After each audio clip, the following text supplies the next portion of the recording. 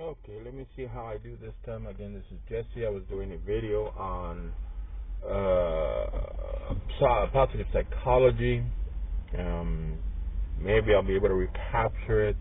But I was reviewing, the ideas behind positive psychology, like, being positive, being hopeful, being realistic.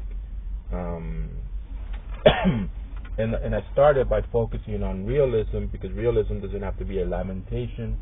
We don't have to be of the experience that everything in life sucks, everything is bad, and and there's nothing that we can do about it. From what I have seen through the articles that I have written, the videos that I have done, what I have studied, is that the reason that we suffer from depression and anxiety is directly related to how we think. And I'm not surprised how people think, because we live in a negative society. We live in a society that teaches the negative, and it does a very good job of teaching the negative. And it's unhealthy. If you're a person who suffers from a high degree of depression, high degree of anxiety, there is an answer. There is a way to start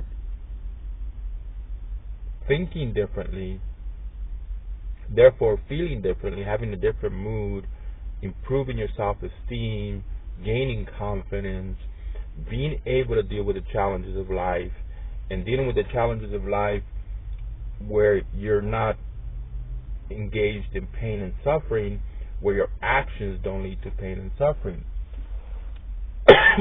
For a long time, I've known that a lot of what we go through in life is directly related to what it is we believe we're supposed to be doing. And what we believe we're supposed to be doing is related to the messages that we see in society, as far as what home we're supposed to live in, what vehicle we're supposed to drive, what kind of a marriage we're supposed to have, what kind of an education we're supposed to have. And a lot of what is hurting people is that they're trying to follow the instructions of what they see in television and movie and radio and newspapers and magazines and websites, and they're not able to accomplish what all these media devices or elements are trying to tell them is the correct way to live. In a previous essay, I've written that many people will define success as how much money a person has in the bank. But I define success as how we're able to confront the challenges of life. We're always going to be challenged by life. Even when we start restructuring our thoughts, restructuring our emotions, when we start doing better because we feel better, we're still going to be challenged by life. And if the only thing that we can do when life offers a challenge is go into a crisis state, and an unhealthy crisis state, we're always going to be harming ourselves. The reality is that the reason that we have the depression, the reason that we have the anxiety, is because of how we think, how we view life. And many people will say, well, what if it's somebody who's harming you? What if somebody who's in conflict with you? What if somebody who's giving you grief? Yes, that person does exist. But who's defining that relationship? We are. We should be healthy enough to say, this is not a beneficial relationship, I need to get out. Or we should be healthy enough to say, my coworkers are not healthy people, I'm not gaining anything by being in conflict with them, I'm going to find internal peace, I'm going to do the best job that I can, and I'm not going to focus on their negativity, I'm not going to respond to their negativity. See, so life will offer challenges even in families, maybe brothers and sisters who don't get along. the solution is not to, believe that we need to be in conflict with them. That's not the solution. Therefore, we need to understand that there has to be a better way of living. Now, if a person is walking down the street with a rifle, that's a threat to you. If a person walking down the street with a rifle is yelling that they have every intention of harming you, that's a threat to you. Therefore, a smart person would, run away from that person, find a place to hide, call for assistance. So there are levels of threat. Man, I'm just not going to win. I have to put these things together. This is an essay on positive psychology, and I was focusing on how many threats are out there that can make us feel fear or depression, trying to make the point that even though they're there, we're the ones that decide how to respond to them. We're the ones that decide how to react. Real threats, and I was saying in a previous video that don't know what happened to it, but I'll figure it out, that I have no problem with people having the necessary weapons, guns, rifles, pepper spray, stun guns, batons, to defend themselves. I believe people should follow the law. And if you don't like the law, you work to change the law. So on that matter, it's still not a situation where we should feel that we have no control, that we're not in charge. There's nothing that we can do. You can purchase a weapon. You can learn to use the weapon. You can train yourself, how to react in case somebody enters your home who has an intention of taking your property or harming you. So it's not a hopeless situation. And as long as we understand that, then we're, we should be moving towards some kind of, point in time where we feel confident that we can deal with the challenges of life. Life is supposed to be fun. We're supposed to celebrate life. We're supposed to pursue simple, healthy pleasures of life, like music, good meals, good friendships, good relationships with family members, entertainment, recreation. We take what's good in life, and that will help our mood. That will help the way we think and how we feel, and consequently will contribute to better behaviors. And it's in our control. It is sad how many people spend their time dealing with their traumas or challenges by making things worse with their own thoughts. Negative thoughts lead to negative emotions. You want to feel better? Think better. Let me say that again. Negative thoughts lead to negative emotions. If we want to feel better, we should be thinking better. And sometimes we have to be realistic about the life we have and enjoy it. Be grateful for it. Don't see it as a bad thing. We may want a bigger home, but we should be grateful for the home we have. We may want a better car, but we should be grateful for the car that we have. And we should be able to enjoy what we have. We should be able to listen to, if you like jazz music or romantic music or country and western, whatever your personal enjoyment in music is. There are titles and categories in psychology related to depression that categorize an individual who can no longer enjoy the melody in the music, can no longer enjoy the sweetness in the food or the savoriness of the food, can no longer enjoy the warmth of human contact. And we're entering into these stages of depression because we want to. And I know the last thing a person wants to hear, if they are struggling with depression and if they are struggling with anxiety, the last thing they want to hear is that, well, you're the reason that you're doing that. And let me tell you that I'm not a fan or a proponent of the idea it's in your head, just get over it. It is in our heads, but we have to work to get over it. We have to understand that the negative emotions that we are going through are compounding our emotions. And when we feel bad, we do bad things. We can't think clearly. We can't make good decisions as far as who it is we want to marry or who it is we want to be romantically involved in.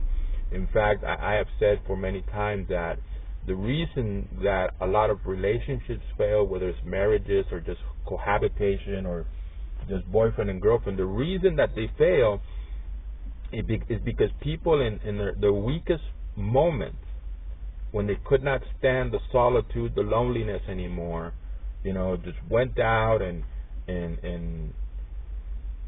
captured somebody, and just so they wouldn't feel the pain and suffering. And after a couple of months or a couple of weeks, they realized that the person that they, clung to not feel this loneliness actually isn't the person they want to know, or isn't a good person, and they don't want to be in the relationship anymore. And that comes from being overwhelmed with emotions, and we're overwhelmed with emotions because we don't know how to think positively. We don't know how to think in a healthy manner. And when we learn that things begin in thoughts. Now, if we're having a conversation about God and spirituality and faith, I'm going to tell you that everything begins with God. This is a video on mental health, on psychology.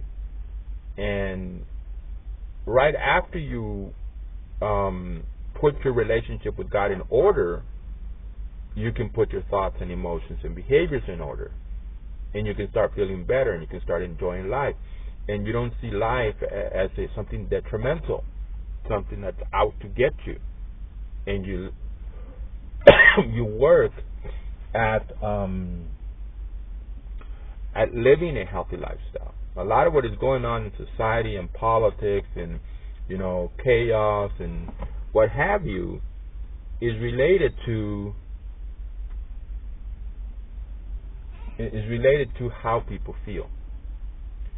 If people aren't healthy, they just are not motivated to go and fight with political systems that are not in their best interest. They're not motivated to fight communism, socialism, totalitarianism, call it what you want to call it. And I have said, if you want a healthier, a better society, you need better people. That's all it is. If you want a better society, you need better people. Okay, I'm going to try to finish this up. Apparently, it's going to be a challenging day. I'm going to have to piece together a lot of videos, but trying to stay on this, positive psychology. And I was thinking of as I had to stop because I had to take a customer. But I was thinking of what is a perfect case of an example of an individual that has confronted a life challenge that some may consider a tragedy, and it can serve as a reference point for all of us. Let's look at the life of Hillary Clinton. Not because I like her, but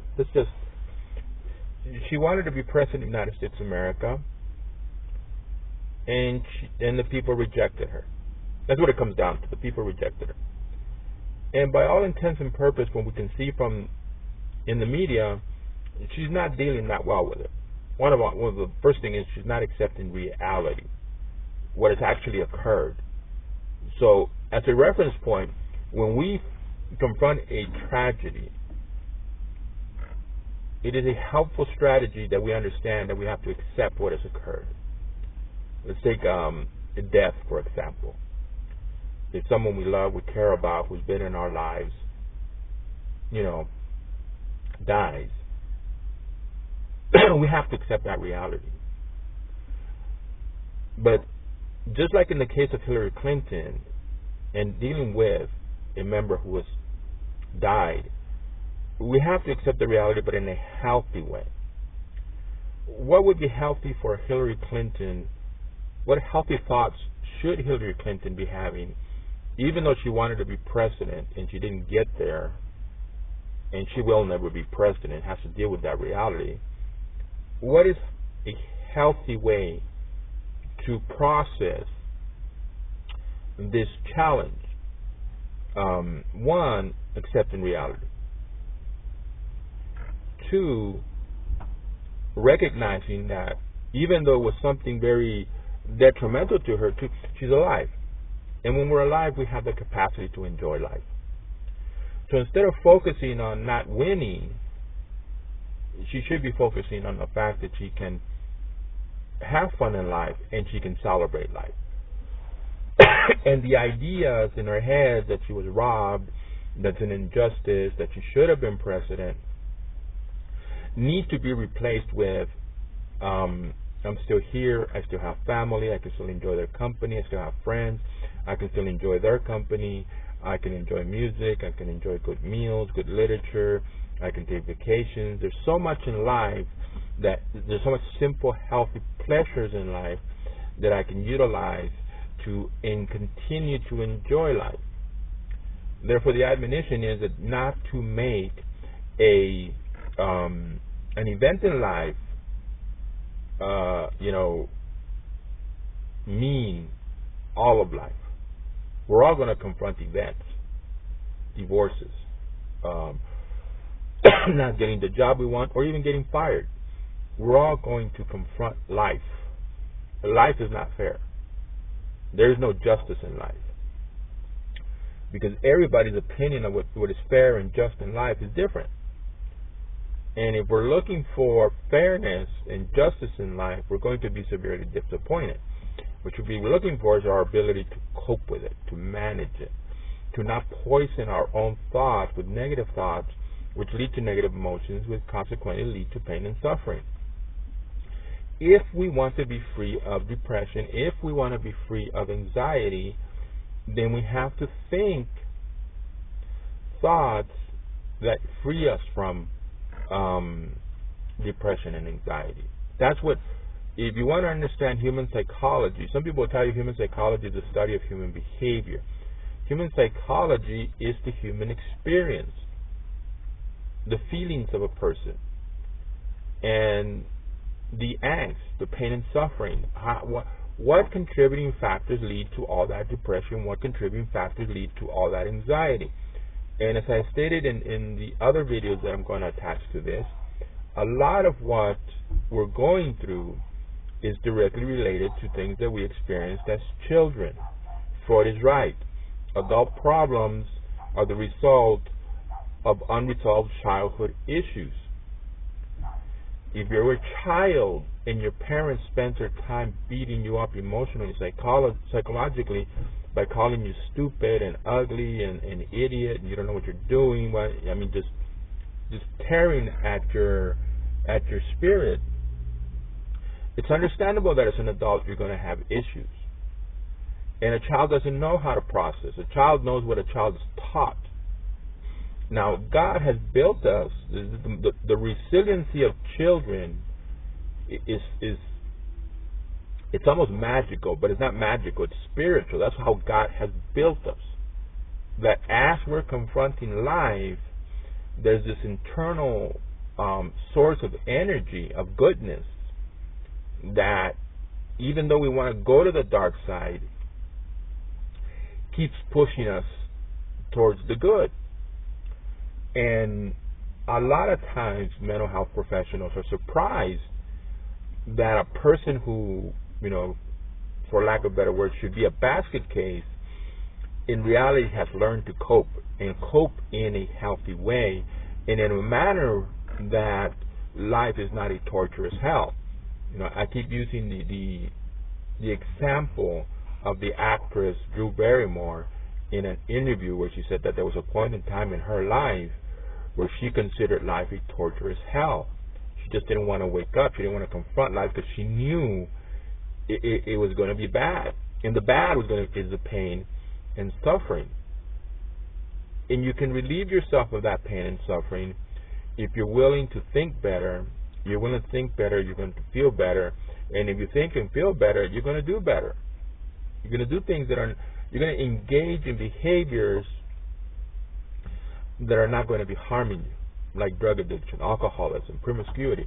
And it isn't a morality question. It isn't preaching morality, to tell people that they shouldn't be fornicating or committing an adultery. To me, it's not a morality question. It's a health issue. You'd be surprised how many people on a regular basis I run into who are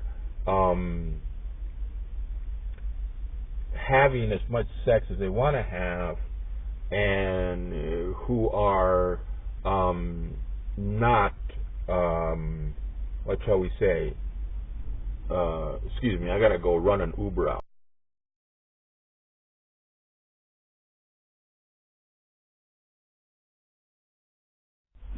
Okay, I have to run out an Uber. They don't park where we park. We pay to park here. Let me see. So, looking at the life of Hillary Clinton, loses the presidency, feeling bad, depressed, anxious, in a sense that life was unjust to her. The reality is that the opportunity exists that we can enter into that state of where we feel that something bad was done to us. You can always do that. When we lose a job, when somebody cuts us off on the road, we can, basic driving. There's so many jerks on the road that we can get into the experience that somebody is doing something to us. Now, the point needs to be made because, yes, there are people. Donald Trump won the election. The voters rejected Hillary Clinton. But developing a negative attitude about it, it's unhealthy. And that's the point that, I'm surprised. I am surprised when I talk to people of all ages. When you drive a taxi, you have the opportunity to talk to a lot of people. And I'm surprised how many people think that life is something hard. And they're living a life that, for all intents and purposes, reflects the fact that they think that life is hard. And when I have stopped, meditated, actually got a degree in psychology, write articles, and have come to the conclusion that we can make life, sometimes I don't want to say things because they do sound trivial and cliche, but unfortunately life is what we make it. And I say unfortunately because a lot of people want that mansion. A lot of people want those sports cars. A lot of people want that PhD in psychology. And they're obsessed with it. Their society has brainwashed and told them you must have it. Otherwise you cannot be happy. We can be happy farming. We can be happy ranching. We can be happy under many different states if we're just willing to accept the reality of it and work with it. The modern industrial complex that encompasses banks and corporations and political systems and people who are competing for the same job that you, all of that mess is real. The question, how do we put that in perspective?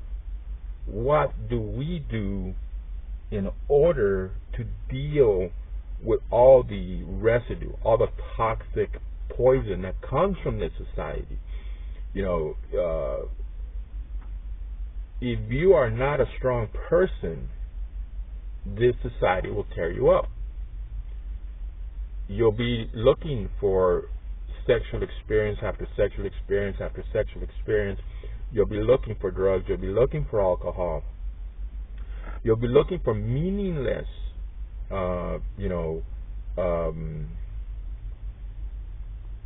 aphrodisiacs, and you'll never find it. But it's not it's not that hard to understand that we can be at peace. We can have a pleasant home life. You know, and an example that comes to mind for me is listening to soft jazz and reading a book, or watching a documentary, or being a goofball with friends, or spending time with family, or having a good meal. I'm on my 12th day today. They don't want to come to work, but I have organized my life to every 14 days I will take a day off, or I'm actually contemplating 2 days off after 4 days off. And I'm bringing it up because when I take Thursday off, I plan to celebrate. Now, my work schedule, the way it is, when I wake up on Thursday at 10, really waking up on Wednesday at 10, what I want to celebrate life isn't going to be available because they're closed. Actually, I'm thinking right now at 10 o'clock they would not be closed. But the point I'm trying to make, I'm going to celebrate that day or those 2 days with things that I enjoy. I have kept my diet. I bring my sandwiches to work. I don't buy sodas. I drink tea or lemonade, and I bring my vitamin drink. And I'm not just talking about myself. I'm just trying to give you an example of my life. Okay? So I've kept the diet, so I'm going to celebrate life. And there's this fast food product that I know I'm going to enjoy, and I'm going to have that and watch some movies. Of course, 1 or 2 video essays, documentaries, maybe take a walk. These are things that I enjoy to do. Family will be working, family's out of town, friendships. People ask me about a social life. I'm a taxi driver. All I do in my day is talk to people. Some of my customers are regular customers. We have some different degree of conversations than I would with someone that I just met. Okay.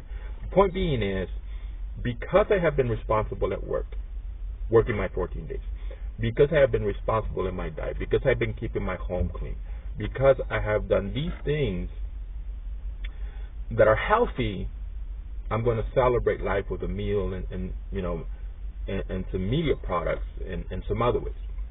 And the point being is that if you can organize your life and enjoy things in life that you like. Life doesn't have to be a torturous hell. The biggest experience, that dominates a lot of our life is work. And the most ironic thing is that people do go to work, just dreading, don't want to go, would rather stay home.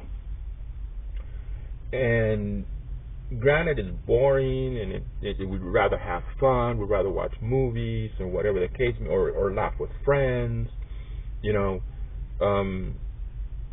Granted, that's what we would rather do. But in reality, in our modern day complex, if we do not, work, there isn't money. See, the healthy perspective of work is that when we work, we're rewarded with money, and money pays the rent or mortgage, pays for food, and everything else that we have. We can't enjoy a pleasant meal if we don't have the money to enjoy a pleasant meal. And part of simple, healthy pleasures of life are pleasant meals. Not unhealthy meals, not gluttony, not overeating, but, a nice, pleasant meal or nice, pleasant beverage that isn't unhealthy. So when we look at work as something we dread, we're harming ourselves. We can put it into a positive perspective, recognizing that if it was not for work, we wouldn't have the money to pursue our interest in life, whether it's to take a vacation or to go to a movie theater, to have a family picnic, things that are of our modern world. Now, if you honestly are not, if work isn't giving you what you need, not what you want, then that's a decision that you have to make. I invest 10 to 12 hours a day, and like I just said, 14 days straight, and I do it in a way that I work 7 shifts in 6 days, and my business provides that. It provides that opportunity. Maybe I could work at a job where I could tell the boss, hey, I need to work an extra shift. I need to double up on shifts on one day, and they would allow it. My business isn't stressful. There's no manager here. There's no supervisor here. I can watch movies. And I also was going to add to that I did my Christian video essay. I've been struggling to do this mental health video essay. And then I still need to do a political essay. And this is because I believe this information is necessary. And even though I've done work on it before in articles and what have you, I think it's something that needs to be in the forefront of our daily meditation. We need to be evaluating our thoughts, evaluating our emotions. By all means, evaluating our behavior. Just because there are jerks in the world doesn't mean that they turn us into jerks. Somebody speeds and cuts us off, we shouldn't speed and cut them off. There's going to be jerks in the world. You can't solve it.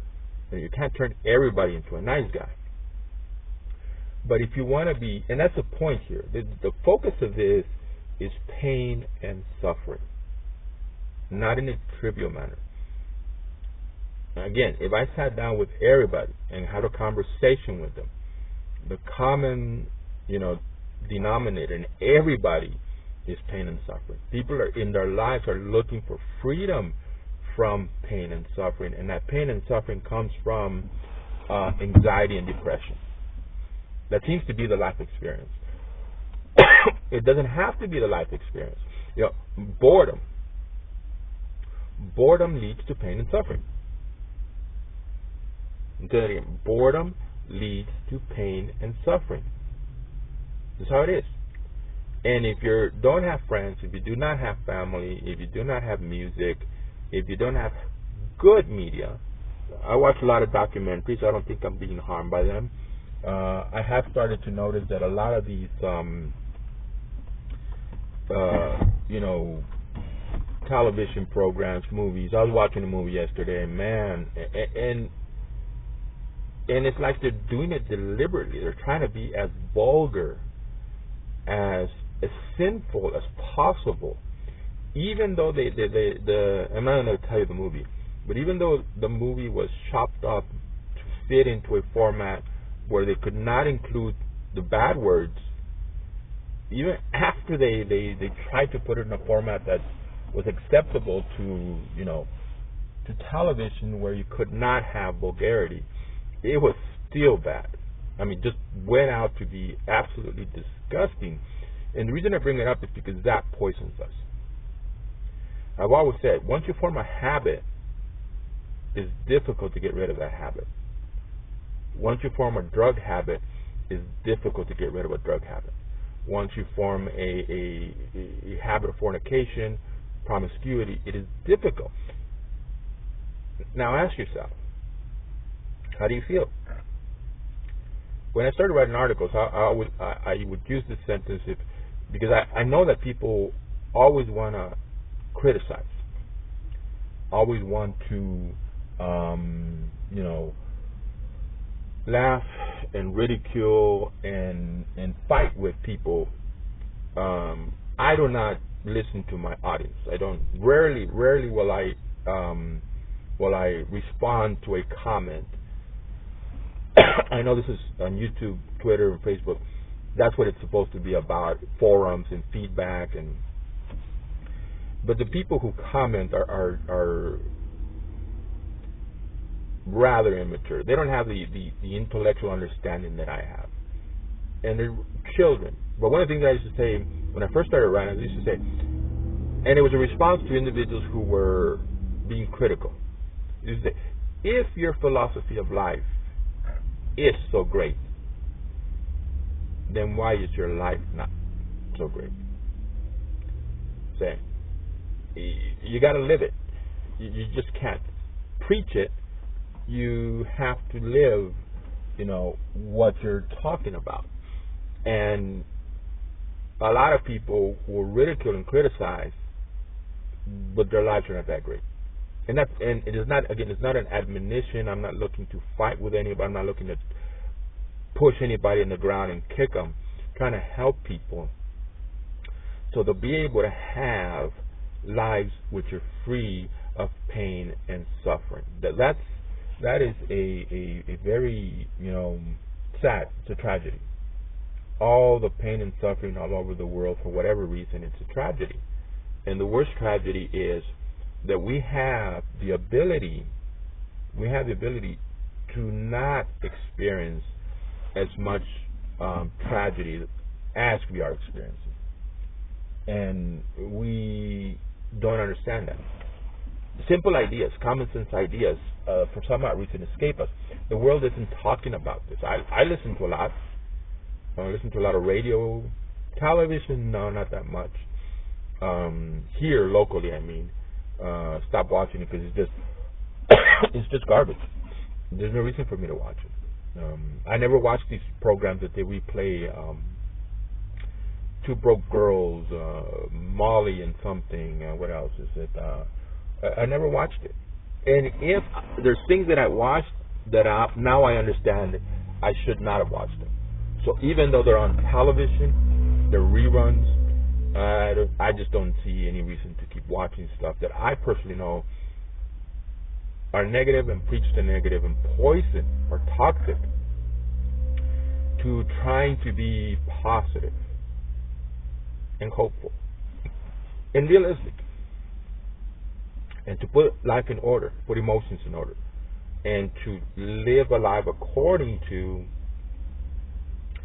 a rule of health that helps us feel better, that ends the pain and suffering.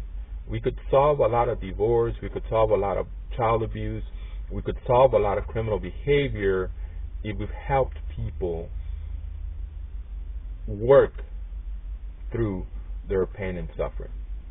And what I believe is helpful is that we focus on making life fun, we focus on celebrating life, we focus on celebrating life with simple, healthy pleasures of life. We focus on being positive, optimistic, hopeful. We focus on being realistic in a healthy way by understanding that we can appreciate and utilize what we have to enjoy life. We focus on friendships. We focus on family. We focus on good diet. We focus on, getting enough to sleep.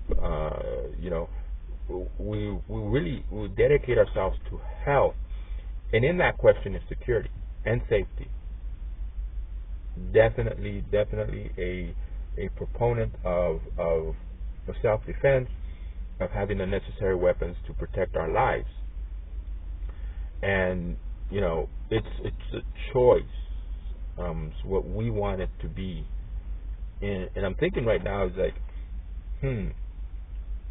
how can I do a daily video blog on positive psychology